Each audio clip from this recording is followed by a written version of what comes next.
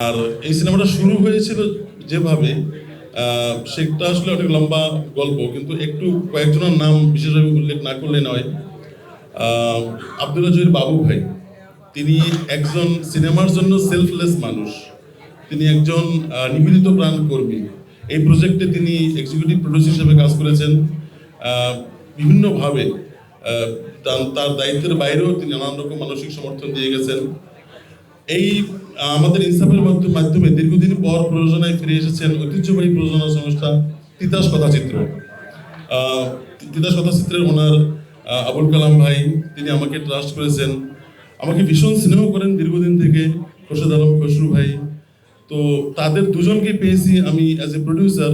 I am very blessed যে বাংলাদেশের প্রথম সিনেমায় এরকম দুটো বড় হাউজের এরকম দুজন মানুষকে আমি পেয়েছি আমার প্রডিউসার হিসাবে। সো আমি তো বলতেই পারি আই এম ব্লেসড। এবং তারপরে আমাদের আসলে সব এন্টায়ার কাস্ট অ্যান্ড ক্রুর প্রতি আমাদের তো কৃতজ্ঞতা আছে।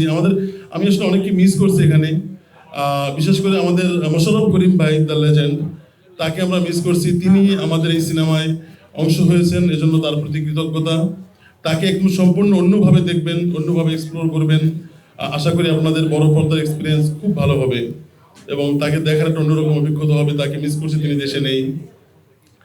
এবং আমাদের আমাদের আমাদের একটা সিনেমার পিছনে তো প্রচুর মানুষ কাজ করে, তো সবাই আসলে মানে আমাদের যে আমরা যে স্কেলে সিনেমাটাকে পুল আপ করেছি, যে সময়ের মধ্যে এটাকে অ্যাচিভ করেছি, তাতে সবাই আসলে ভীষণভাবে হার্ডওয়ার্ক করেছে। মানে এটা আসলে আমি আলাদা করে কারো কথা বলতে পারবো না।